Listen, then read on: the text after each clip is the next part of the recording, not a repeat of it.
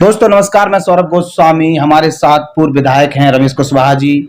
और चूंकि चुनावी माहौल है और प्रत्याशी के लिए इन्होंने टिकट मांगी है ललितपुर से, सदर सीट से, सपा से, लोगों में चर्चा का विषय है। चूंकि दो प्रत्याशियों के नाम बहुत तेजी से ऊपर आ रहे हैं और लगातार दोनों एक दूसरे पर हावी होते हुए नजर आ रहे हैं। ज्योति लोधी, रमेश कुशवाहा, हर जगह जहां पर भी हम लोग जा रहे हैं दोनों प्रत्याशियों की चर्चा हो रही है। रमेश कुशवाहा जी से जानते हैं मौजूदा माहौल क्या है। विधायक जी आपका स्वागत है। क्या माहौल है कुशवाहा जी? सबसे पहले तो सौरभ जी आपका बहुत बहुत धन्यवाद कि आप लोग हमारे बीच में आए और नववर्ष की सभी नगरवासियों को शुभकामनाएं। चूँकि हमारी पार्टी ने दोनों को प्रत्याशी बनाया है और हम लोग दोनों सीनियर आदमी हैं, ज्योति सिंह जी भी, मैं भी। तो अब जिसको भी टिकट मिले, पार्टी जिसको भी आशीर्वाद दे, हम लोग बराबर काम करेंगे। हमें आशा विश्वास है कि वो लोग हमें लोग उनको काम करेंगे, और अगर हमको नहीं मिली उनको मिली तो मैं भी उनके लिए काम करूंगा। बाकायदा पार्टी को जिताना है, माननीय अखिलेश जी की तरफ देखना है, उत्तर प्रदेश में माननीय अखिलेश जी की सरकार बनाना है। क्या मुद्दे होंगे? क्या मुद्दे होंगे? मुद्दे महंगाई, बेरोजगारी, विकास, किसान खुशहाल। क्योंकि हमारी पार्टी किसानों की, मजदूरों की खुशहाली देखना चाहती है, और वही माननीय संस्थापक माननीय मुलायम सिंह यादव जी ने किसानों के हित में बहुत अनेक काम किए हैं। उसी को देखते हुए हमारे माननीय अखिलेश जी भी आज प्रदेश में बड़ी मजबूती के साथ यहाँ पर काम कर रहे हैं, और पिछली पूर्व सरकार में भी उन्होंने काफ़ी काम किए हैं, इस क्षेत्र में भी काम किए हैं प्रदेश लेवल पर। तो हमें ऐसा विश्वास है कि आप माननीय अखिलेश जी बहुत यहाँ पर काम करेंगे। हम उनके आदेश निर्देश का पालन करेंगे अच्छी तरह से।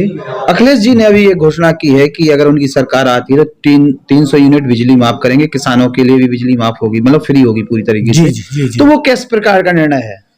माननीय जो अन्य पार्टी हैं वो काफ़ी महंगाई पे ध्यान नहीं दे रही हैं। जैसे कि वर्तमान सरकार ने कहा था कि मैं किसानों की आय दुगनी कर दूंगा, जो डीजल पेट्रोल की महंगाई है मैं 35 रुपये लीटर दूंगा, आधा कर दूंगा, और जिस प्रकार से किसानों का बिल माफ़ कर दें, किसानों का ऋण माफ़ कर देंगे, तो वहाँ पे वर्तमान सरकार खरी नहीं उतरी है।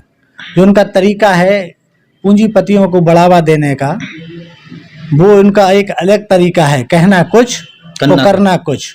तो हमारे आदमियों को बहला फुसला कर उन्होंने वोट तो ले लिए हैं, और सभी लोगों ने वोट दिए हैं जिनसे इन्होंने नहीं मांगे हैं, उन्होंने अच्छे दिन के नारे लगाए, अच्छे दिन के नारे लगाए। ये पता नहीं था कि सभी लोगों को कि अच्छे दिन पार्टी के आएंगे कि जनता के आएंगे। आज पता लगा है कि अच्छे दिन पार्टी के आए हैं, ना कि जनता के।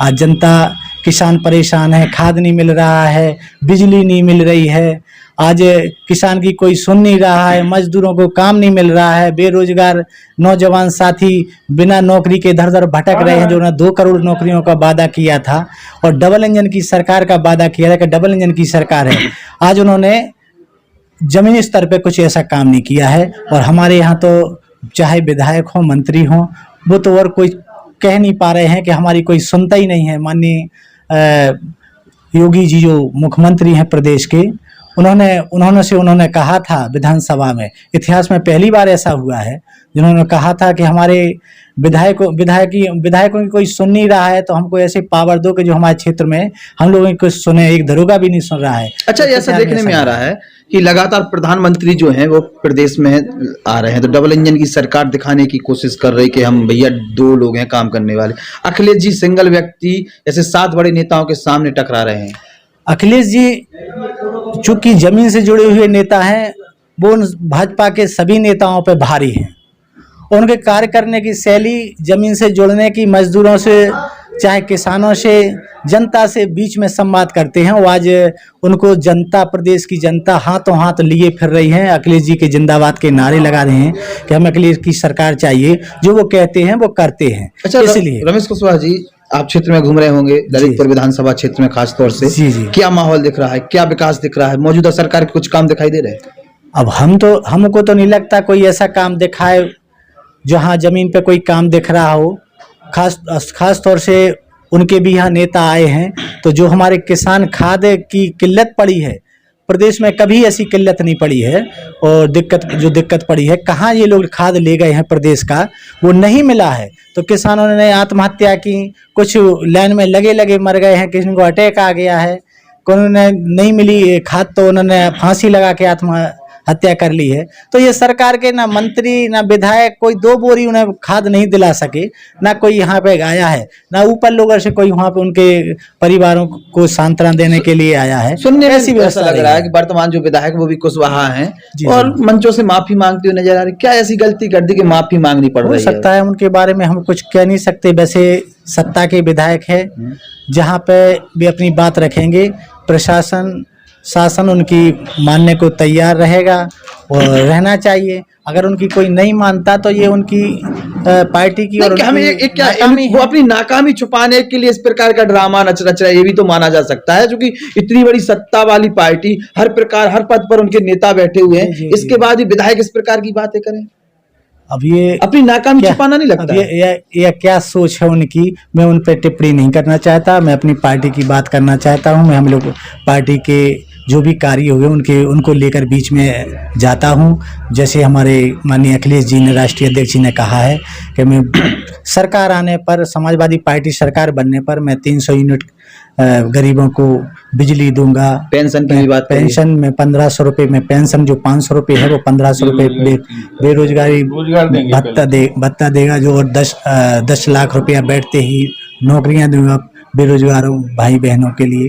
तो उन्होंने कैसे कई ऐसी चीजें योजना बताई हैं, बराबर रख रहे हैं, क्षेत्र में जा रहे हैं और विकास के काम। हमारे बीच में एक और नेता है पुराने दिग्गज समाजवादी पार्टी के, और उनसे भी हम जानना चाहेंगे क्या मौजूदा माहौल है। साथ साथ आपको बताएं, अखिलेश यादव की जो रैली हुई थी, दोनों एक ऐसे चेहरे हैं, साइलेंट मूड में इन लोगों ने काम किया था और भीड़ आपने देखी होगी, सफल आयोजन किया था। हमने भी उस पर बोला था कि इन लोगों ने शानदार कार्य किया है।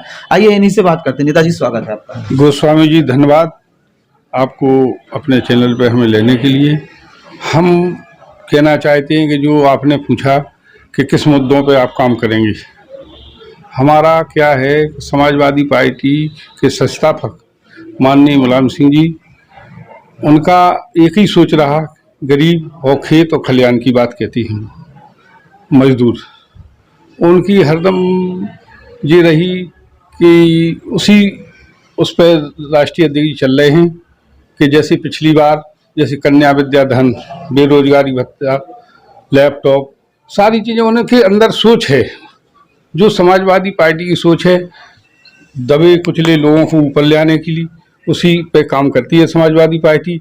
और आज तो बड़ी एक संख्या में, जैसे बाबा अंबेडकर जी के सपनों को साकार बनाने के लिए, संविधान बचाने के लिए माननीय राष्ट्रीय अध्यक्ष जी अखिलेश यादव आगे आ गए हैं और समाजवादी सोच उनके साथ है। जनता का समर्थन भी मिल रहा है। जनता का समर्थन मिल रहा है।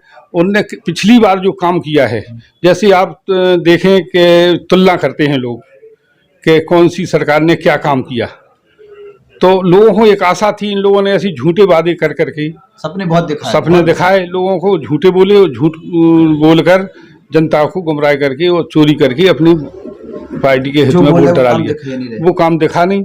आज समाजवादी पार्टी की सरकार जब भी आएगी तो आपको बताएं, पिछले काम देख लें आप ललितपुर जिले में कि कई डैम बनवाए माननीय राष्ट्रीय अध्यक्ष जी ने, बिजली के कई प्लांट लगवाए, जैसे चिगलुआ प्लांट है, अपने यहाँ मालदा पे, अमरपुर पे छोटे छोटे प्लांट लगवाए, तो लोगों को बिजली की आपूर्ति पूरी हुई।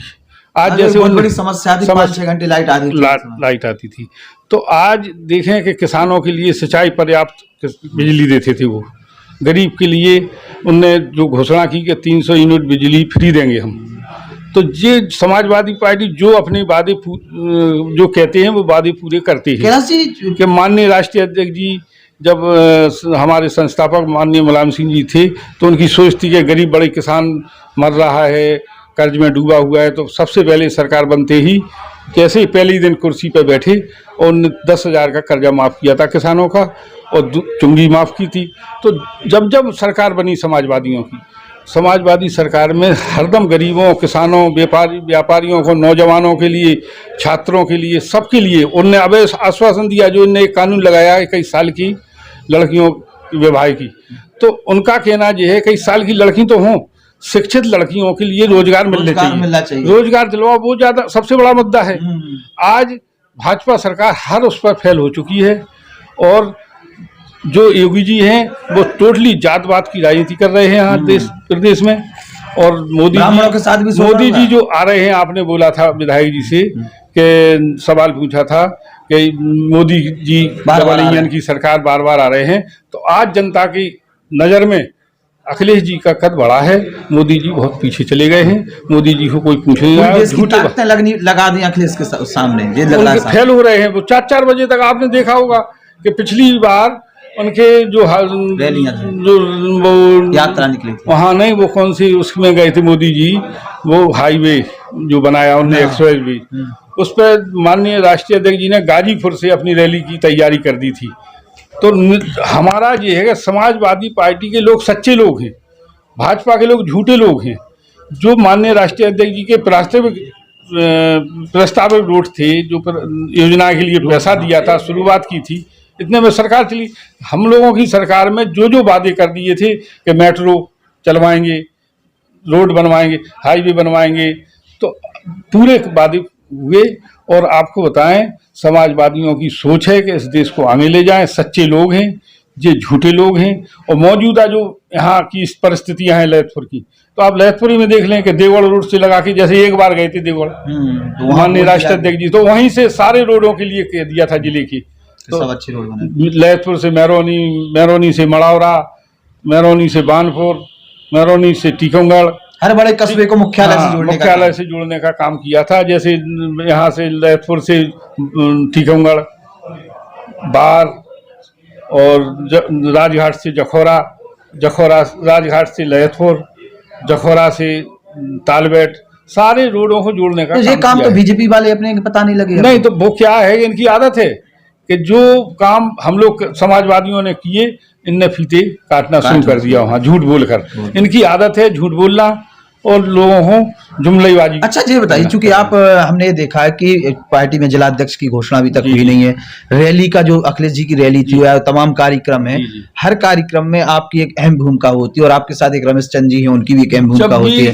तो ऐसा क्या, चूंकि आप ऐसा तो कोई पद तो अभी कोई है नहीं। हम लोग क्या है कि जब सच्चे समाजवादी लोग हैं यहाँ की, जब समाजवादी पार्टी, जैसे हमारा जिलाध्यक्ष जी के लिए उसमें फंसा दिया तो संगठन का काम बंद हो गया था। तो हम लोगों ने एक बीड़ा उठा लिया था कि नहीं, जब तक हम लोग नहीं रुकेंगे, जब तक न्याय नहीं मिलेगा, और दोनों सीटें जिताकर हम लोग न्याय दिलवाएंगे और जनता के पास जाएंगे, अपनी बात रखेंगे। और आज हम लोगों के बीच में, हम लोगों ने शुरू से, कोई भी कुछ भी कहता रहे हमारे बारे में या किसी के बारे में, हम लोगों ने साफ और शुद्ध छवि बनाई अपनी और सरलता से चली है।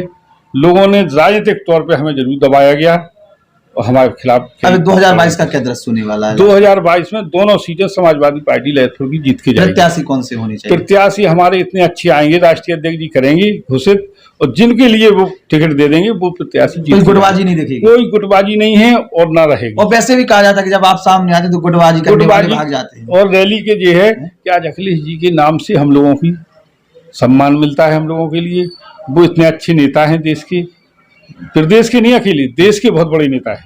और 2022 के बाद 24 में आप देखना, 24 में भी बहुत बड़ी चेहरा होंगे वो देश के। रमेश जी 2022 का क्या होने वाला है ललितपुर में दोनों सीटों पर? 2022 में पहली बार इतिहास रचेगी समाजवादी पार्टी। आने वाला समय आपको बताएगा, अवगत कराएगा।